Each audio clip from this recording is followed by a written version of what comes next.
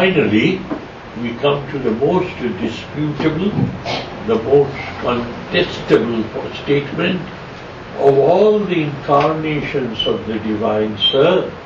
You are the best specimen. What is all this, dear? It goes against the teaching of his own master. His master used to say all religions lead to the same goal. And this swarthless disciple, being under the influence of euphoria of Guru Bhakti, he calls his teacher, you are the best specimen. But give this poor man a chance, see whether there is any justification in his saying so. Let us get into it. Why did he use this word, you are the best specimen of all? What are the compelling factors of such a revolutionary statement or such a controversial, contradictory statement? Incarnation is that, as we all know, the divine, out of the sorrow that his children generate in his mind, because the children being given that voice of God within themselves, the children who are made in the image of their master in heaven, the Father in heaven, those children refuse to see their Father in heaven. The children go wayward. That is why God, the eternal loving Father, undertakes that ignominy to be born a human, to be kicked around as a human, but at the same time help his children to find their way back home, to spend an eternal life with their Maker in heaven and enjoy the life in paradise. That is the concept of incarnation accepted by most of the religions. Now, let us see. An incarnation from the point of view of spiritual awareness. The scriptures explain an incarnation is Atandra Chaitanya.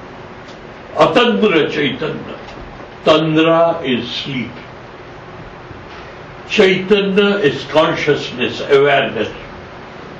And incarnation is one whose awareness of who he is never goes to sleep. He is eternally aware. He is the divine. He is born as a human to help his children to find their way back to their master. Whether it's English, whether it's Christian, or it is Hindu, or any other language. The idea is they come back to inform their children who have forgotten the way back to their Maker, how to go back to their Maker. Atandra Chaitanya. There's not a single moment of their life where they are not aware who they are. That is the definition of an incarnation. There we find no differentiation. Whether we believe in multiple incarnation or not, that is a different ballgame. We know incarnation is a fact of life. History has proved that there are such world movers born who regenerate the lost desire to know their Maker in that desire into humans. So this is the definition of an incarnation. But that very incarnation works according to the social condition in which he is born.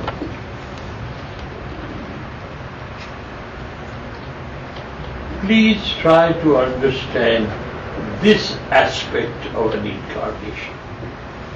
Incarnation in principle, the concept of incarnation philosophically, spiritually, remains the same all through. But the behavior pattern of an incarnation is conditioned by the time and the state of the society when they are born.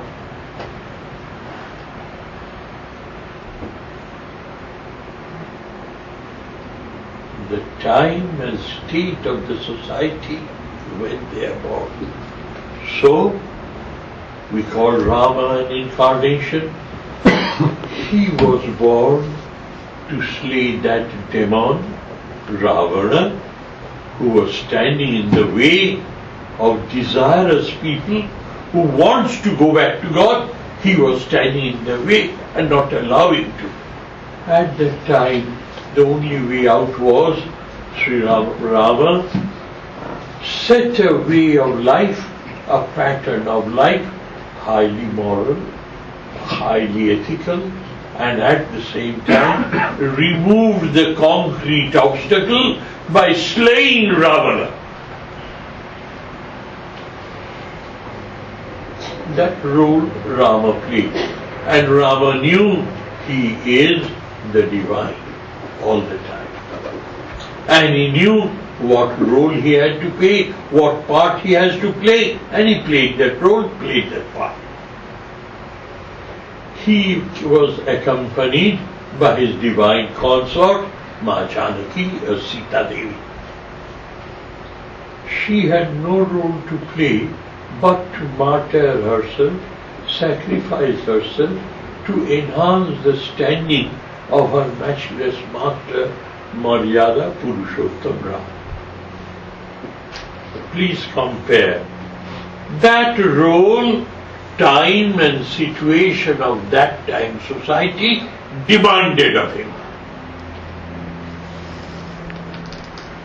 What role and behavior pattern demanded that time and that state of the society when Jesus of Nazareth was born? You know what role he had to play? He didn't slay anybody. He slayed himself. Why? The social pattern had changed by now because society is in an unending flow, constant flux. So, an incarnation in spirit and essence, but the behavior pattern is tailor-made according to the condition of the society. Krishna, Buddha, one after the other. And when we compare, what do we find? That the consort was sometimes left behind. Christ came alone. So did Acharya Shankara. Whereas Buddha denied his wife the pleasure of his company just to set an example of what his renunciation is, what price one is paid to know God. He denounced his wife. And if they had a wife, they were not given any role to play but to play a second fiddle. This is what we find in each and every individual study of the life of incarnations in point of history. Now let us see what do we find in Sri Ramakrishna.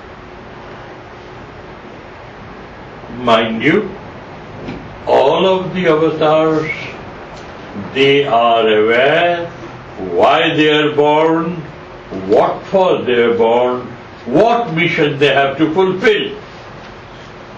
And their behavior pattern, their acts and deeds are tailor-made by the demands of that time society when they are born. we find in Sri Ramakrishna, he chooses his own divine consort when she was 7 or 5 years old. And Sri Ramakrishna was elder by, I don't know how many, 14 or 17 years. How many years? 23. 23. ঠাকুর কত বড় ছিলেন? I think 17 বছর। 17 years. 17. Yeah. Anyway, he chose his divine consort. Now, what do we find in Sri Ramakrishna? His spiritual discipline is a recorded history. He started his life not knowing who he is. He knew who he is, but he is setting an example. He is a normal human being at the lowest financial strata of the society, but highest code of conduct and aesthetics and morals followed by that poor family. And slowly we find Sri Ramakrishna's life moving on in a manner which is unthought of. That is, people take, I do not know how many lives to reach the goal of one particular branch of religion. When here we find it takes him only 3 days to master a particular branch of spiritual discipline. And he reaches the goal. And the most funny part of it is, whenever he needs a teacher, as God dispenses, the teacher arrives to teach him and then disappears. One after the other. Nowhere in human history you will find such a detailed recording of spiritual practice and spiritual discipline of an avatar. Christ was lost to the world for 40 days. So was Buddha. We do not know what he did. Christ came and said he was tempted by the devil. He was offered the emperorship of the whole world, Lord of the whole world. He refused it for the sake of God. We find Buddha saying the same thing. We do not know what sweat and tears had been spent by the avatars of the past. But here in Ramakrishna's life, every bit of his spiritual discipline is on record. Recorded by eyewitnesses, no hearsay. Something peculiar. The next is peculiar. He chooses his own divine consort. Third is, when the Holy Mother Sri Sharda Devi came to know, and she was in her teens, she was probably 15 or 16 then, when she came to know her matchless husband is being declared insane, she at that time, imagine that time Indian society, in a village 175 years ago, a young girl approaching her father, saying, "What am I doing here? I should now go by the side of my husband to nurse him back to her." And she made her way down to the Shloka. Another point to note. And the third point is, Sri Ramakrishna says, "You have come here. Good enough, dear." And he says, "Look, she will stay in my own room because I have just now graduated myself from that branch of spiritual discipline where I have identified myself with my spirit, the Atman, the Brahman, the Holy Ghost.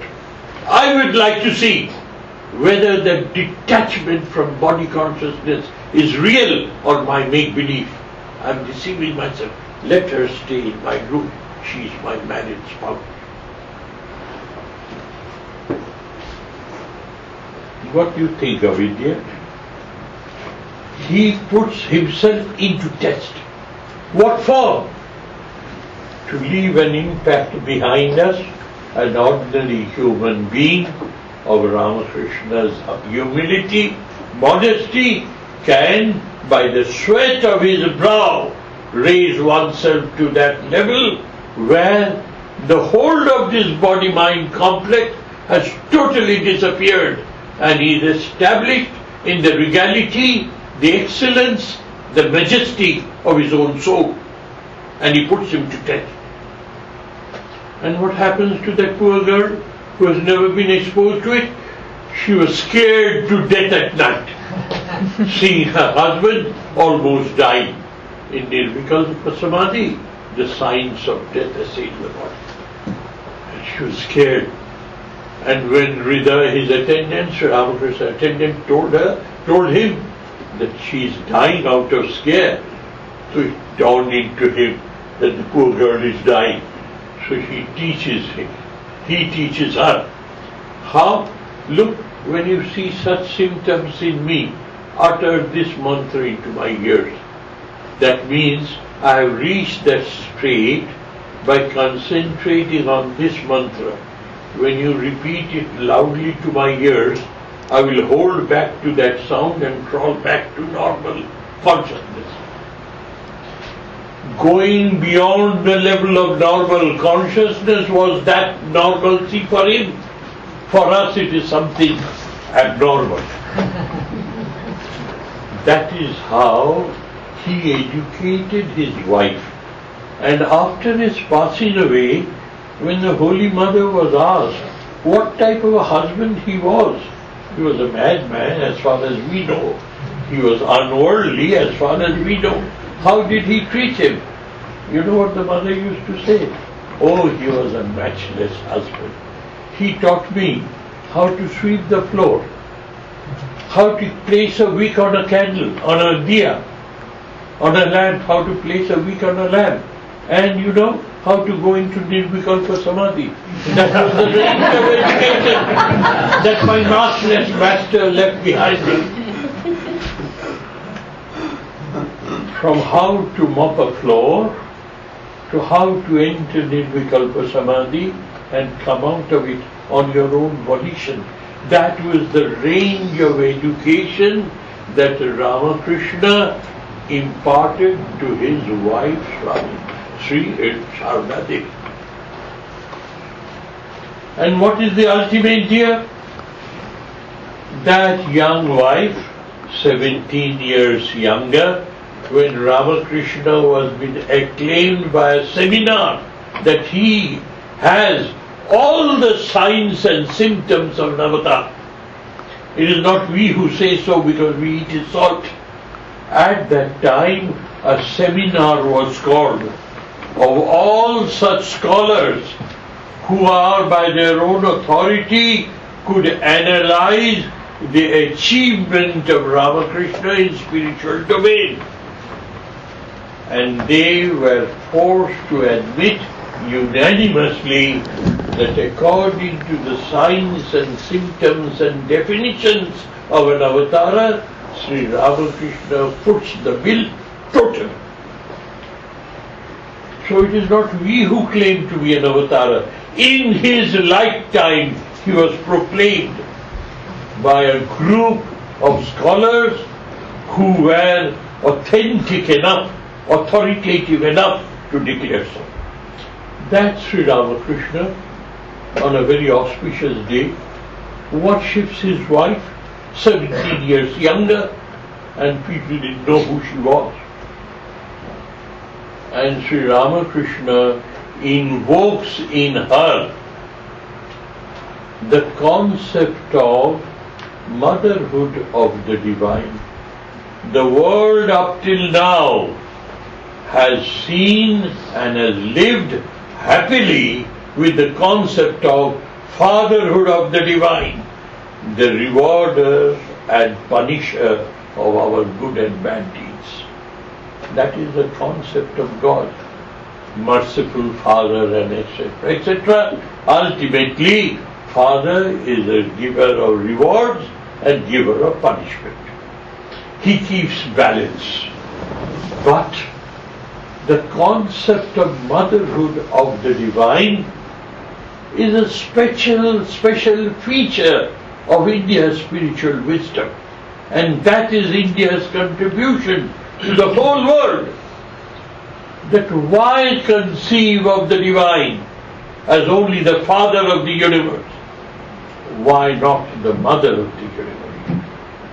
And Sri Ramakrishna invoked in Sri Sharda Devi, his spouse, 17 years younger, invokes in him the quality of Tripura Sundari Shoroshi, an aspect of the motherhood of the divine, which in short is the sweetest, the softest, the most gracious, ever forgiving, ever forbearing motherhood of the divine.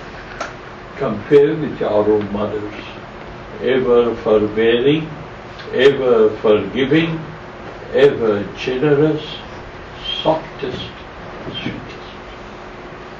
The concept of motherhood of the divine was concretized in the human form of Sri Sharda Devi, the Holy Mother, whom we worship. And for heaven's sake, don't make the mistake that she sits there on a borrowed shine just because she happens to be the spouse of a husband. No, she sits there in her own right, because here is the first example in human history. An incarnation starts his work and departs from the sea, and asking that mother of the universe to carry on that mission single-handed for 34 long years, till the world knows who Sri Ramakrishna is, who Sri Sharda Devi is.